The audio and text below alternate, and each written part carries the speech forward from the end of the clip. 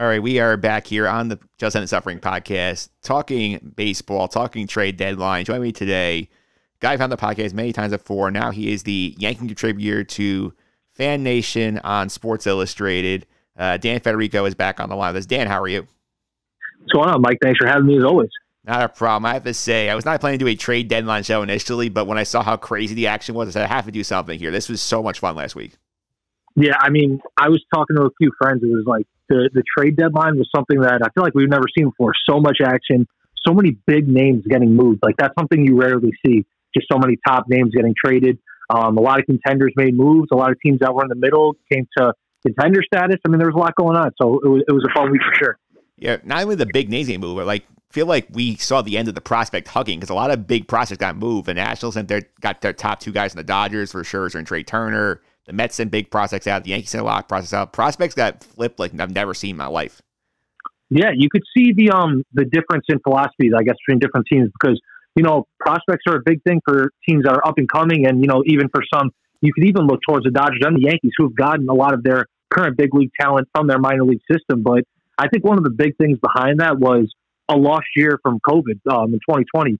Didn't see how these guys performed. Don't know really where they're at. It's kind of hard to tell a few months into 2021. So they're like, might as well get the help now instead of hoping that some of these young guys pan out to something. Absolutely. I mean, the Yankees especially were one of the big movers and shakers of the deadline. And going through the first 4 months of the year, they had not done a ton. And they had that bad series in Boston. You figure, okay, maybe they're done. But how shocked were you to see the Yankees not only buy, but aggressively buy pieces they needed? So I was definitely incredibly shocked. Now, the one thing I will say is that I didn't think they had enough, any pieces really whatsoever to sell. I mean, you have Chapman, big contract. You probably had to attach a prospect to. Same with Britton. You could maybe trade Chad Green or Gio Urshela or Jordan Montgomery. Those guys have trade value, but I don't really see a point in getting rid of any of those guys when they're a part of your future plans and still under contract with, not a lot of money. So it didn't really make much sense for them to sell. But the fact that they pretty much flipped the script and completely said, we're going in on 2021 was something I was not expecting. Now, I do think that this team needed a retool, and the moves that they made would have been moves I think would have aligned with this retool process. I figured that would have happened in the offseason, not at the trade deadline. Yeah, for sure. I mean, they get the two lefty bats, Joey Gallo, Anthony Rizzo. They get Andrew Heaney. They basically do all sorts of maneuvering to get themselves more lefties in the lineup. I think you can see early the results have worked out pretty well, aside from last night's Oriole game. But the lefties have added balance they desperately needed. Yeah, I mean, first and foremost, like you said, it was all about balance. And Yankee Stadium is a park where left-handed hitters feast there, and they just kind of strayed away from that philosophy. I know that they say, the Aaron Judges, Giancarlo Stanton, Gary Sanchez of the world, when they're hitting at their potential, they can hit to all fields, and I get that. But you still want to have people take advantage of Yankee Stadium, and who better than Joey Gallo and Anthony Rizzo? I mean, they're boppers, middle of the lineup. You could see they were immediate impact bats based off where they batted. I mean, first game they were batting second and fourth. Then Rizzo moves to lead off. I mean, they're top of the lineup hitters, impact bats. Like you said, they've made an impact already, especially Anthony Rizzo. I mean, that Miami series, he was on fire. So, there's a lot of big expectations with them. And as a whole, I think it really changed the Yankee season. Now, you see last night, they kind of once again reverted to their ways where they're not, the team that people want them to be. But clearly, the Yankees think they can go all in and think they could really have a shot at winning World Series. Yeah, for sure. I mean, the thing I like about these moves is, hey, you know what? The second wild card is attainable here because Oakland hasn't really pulled away from anybody. Toronto is Toronto. They've been having trouble pitching they can hit. And then, I mean, if you get to a one-game playoff with Garrett Cole, you have to think you like your chance of at least getting into the divisional series. Exactly. That's the thing. When you want to get to that one-game playoff, the number one thing on the list I'd say to have is that ace starter. And that's what you have in Garrett Cole, where that he should give you his best day every time he's on the field. Now, I know he's been a little up and down this year, still trying to figure out what those issues are behind, especially that last game with the Rays. He definitely, in the first inning gave up 4 runs and then was locked down the rest of the game. But, you feel confident with him on the mound in the one-game playoff. And, they're still in the AL East race. It's going to be tough, but at the very least, they could get into that wild card game. And, then you have Garrett Cole on the mound. You have a deep lineup, and, you kind of hope for the best. Yeah, the thing I also give Ryan Cashman credit for is he's clearly told by Hal Steinbrenner you cannot go over the luxury tax under any circumstances. So he did a wizard's job there, basically getting every team to pick up all the salary and sending out some prospects. So what do you think about that maneuvering by Cashman to not go over the luxury tax? I mean, yeah, that was probably the most impressive part of the whole deadline, where you're bringing in a Joey Gallo and an Anthony Rizzo, two pretty big names, and you're not paying for them at all.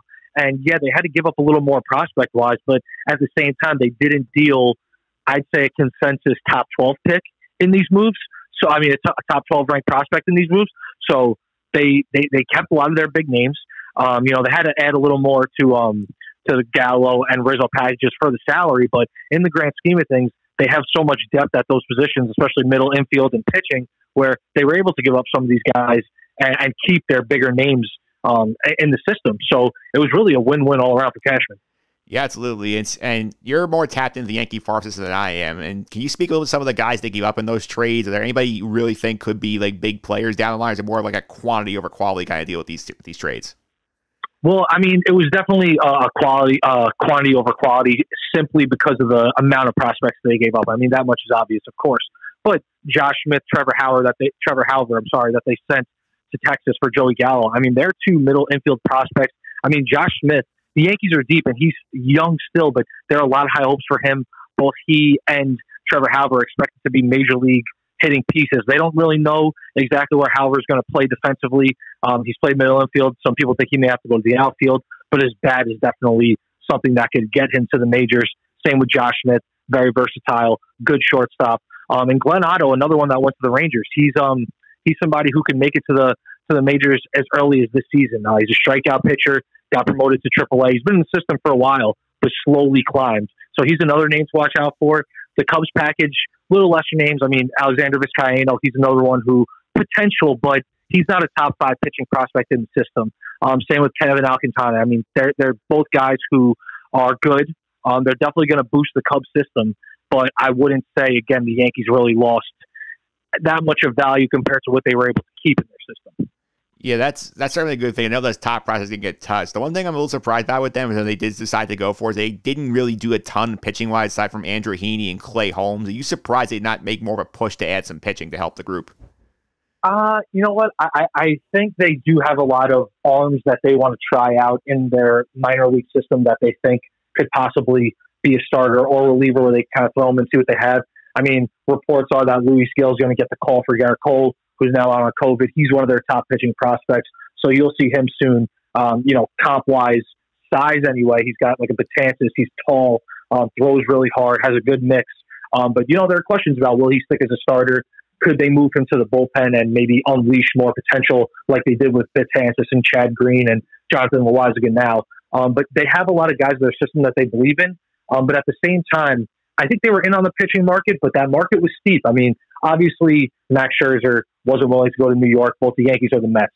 But to Barrios, he was somebody who the Blue Jays gave up a ton for. I know the Yankees were involved in talks, but they definitely weren't willing to match the price that the Blue Jays gave up, which is understandable. I mean, Barrios is somebody who is under contract for a while, has a lot of potential, but you know, sometimes when you get to that New York market, you kind of want more of a proven player if you're going to make that big of an acquisition. So I wasn't surprised to see them lay off. I know once those two dominoes fell, a lot of those secondary guys were going to be available. Andrew Heaney was the one they picked. Obviously, he didn't have a great showing yesterday, but he's somebody who, you know, they think could be a swingman, could start. He's versatile, a lefty. You know, I think it's always important for the Yankees to have a lefty in their starting rotation. So the more the merrier, along with Jordan Montgomery. So I wasn't surprised. I thought they could have, you know, maybe paid a little more to get maybe a bigger reliever, or you know, went a little more in on that. But at the same time, the prices were kind of outrageous. Yeah, the bullpen was really more where I was focused on, because obviously they shipped off Luis Sessa and Justin Wilson to Cincinnati to clear room under the tax for some of these other moves they're making, and they lost Darren O'Day for the year. I know that guys like Loaisiga have stepped up, but I do feel like that unit is something that they have to keep an eye on. Yeah, I mean, definitely. I know Clay Holmes, you know, when you kind of look at his stats, they're not great, but he's a big sinker ball pitcher, gets a ton of ground ball out, so they like how his game is going to translate to Yankee Stadium, whether or not his numbers on the surface are that great. But yeah, I mean, they could have went for these, you know, there were a ton of relievers available. You know, you see Craig Kimbrell getting moved and Daniel Hudson and names like that all getting shipped out. But I think the prices were getting kind of steep. And you know what? You saw how the Yankees kind of maneuvered outside of the Heaney deal. They kind of stayed away from deadline day moves. I mean, they did Clay Holmes move a week ago, and then Joey Gallo was a few days before the deadline. Same with Rizzo. So the market became a seller's market big time the day of the deadline, and the price tags for these pitchers went really high. I guess the Yankees were kind of laying back to see what happened, and kind of just didn't fall their way. But yeah, I mean, Holmes is going to be good. They still have a lot of questions. Britton, shaky, Chapman, it's kind of up and down as always with him. Loizaga, Green, you like what you see there, but yeah, could have done more for sure. Yeah, let's talk about the division made, because 4 of the 5 teams in that division made moves to get better size of the Yankees. I mean, Toronto gets Barrios, they get Brad Hand, they get a bunch of bullpen arms. Tampa obviously goes out and gets Nelson Cruz early. The Red Sox get Kyle Schwarber. Like, what do you think about what the moves the division made? Like, who would concern you the most in that division? It's hard to say because, I up and down on giving the Blue Jays a ton of credit. I mean, they have a great young team. Don't get me wrong. I mean, in terms of will they compete this year and really get that far? I feel like they're still very early in their stages, obviously, and it'll be hard for them to kind of hold it through. But I mean, they're performing well. The Red Sox are obviously exceeding expectations. And, you hear this a lot with Brian Cashman when they say an injured player is like a trade acquisition. They're going to be getting Chris Sale back soon. Now, no matter how he's pitching in the minors, that'll be a boost. Along with Kyle Schwarber, who is hurt, but he's another big bat in that lineup. The Rays, too, are always making noise. It's tough. I mean, it's a competitive division as always. The second wild card obviously gives a lot of more teams the feeling that they could compete, and that's clearly here in the American League East. And it's going to be a battle the way through. I mean, I'm really impressed that everybody, except for the Orioles, feels like they have a chance to get into the postseason. Yeah, and I think you look at the Yankees right now, like this is sort of their runway here in August, make a run, because, I mean, aside from a couple games of the White Sox, Red Sox, and A's, they're playing a lot of bad teams. This is a chance for them to make their move. If they don't get there by the end of August, then you think you'd be a little concerned. Yeah, but they have to beat these teams like the Orioles, who they just can't seem to put away, and they have to put those inconsistencies inside. Now, you're getting to that point where, okay, is it a trend, or is it just really who they are? And I'm starting to lean with who they are. I mean, it's pretty obvious that they have trouble putting teams away. I mean, the Marlins series, I tweeted this last night. I mean, it was a little bit of hyperbole, but it was, probably the biggest game of the season last night. You're coming off a sweep. You have 2 big acquisitions. Stadium was packed last night, and you crapped the bed against the Orioles. I mean, to be fair. So it's something where the team is just up and down all year. They can't seem to get everything going at the right time. But again, their moves that they made shows that they're trying to go for it no matter what happens. So they're going to be inconsistent. I feel like that's the team that they had this year, but in the end, they're going to be in it towards the end of the season. Yeah, I also want to touch base you real quick on the Met move, because obviously I know you're tapped in pretty well on the baseball scene there. The Mets make the one move for Javi Baez. I know they had some other things in the iron, did not work. It feels like for them that deadline was very underwhelming. Yeah, I mean, I, like most people, thought Chris Bryant was probably the best fit, although JD Davis is playing pretty well.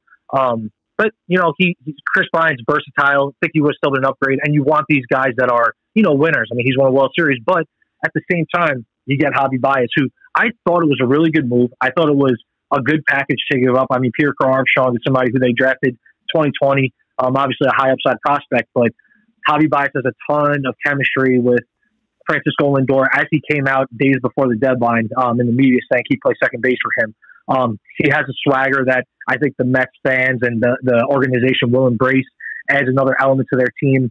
I know they were in it with Barrios. The trade package that they were looking at was really high. I mean, I heard it was Dom Smith, J.D. Davis, and Mauricio, the shortstop prospect. So that's, a steep package for somebody like Barrios. And, they were tapped in on a lot. They obviously looked at Scherzer. They were in on a couple of these relief pitchers, but at the same time, they wanted to hold on to, I guess, what they had. They didn't want to shake it up too much. And, I think they did the right thing. I like the move they made.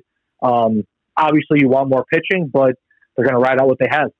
Yeah, I think what the Mets experience at the deadline, I'm sure you relate, is that their farm system beyond their top guys is just not very deep, whereas other teams could put more stuff on the table. The seller's market, that really hurt them. Exactly. It was, like I said, early on the trade deadline, it was buyers. I mean, like we said, we talked about it. We could rehash it. Gallo, Rizzo, what the Yankees got to get them while not taking on any salary. Clearly a buyer's market, but once the day came of July 31st, man, these prices skyrocketed. I mean, like we said, you see what Scherzer and Turner got. You see what Barrios got. Some of these relievers.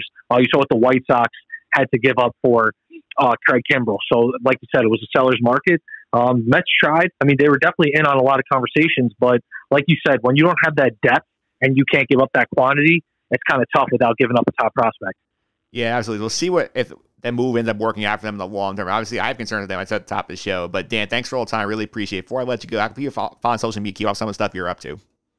I appreciate it, Mike, as always. You guys can just follow me at Dan J. Federico on Twitter, always updating. And then, like we said in the beginning, under FanNation on Sports Illustrated, I'll be writing Yankees articles a couple of weeks under their beat writer, Max Goodman, who's a great guy, great follow, too, on Twitter with all Yankee stuff. So that's where you can find me, doing all my work there. And, yeah, appreciate it as always, Mike. All right, thanks for all the time, Dan. I really appreciate it. Of course, man. Thank you.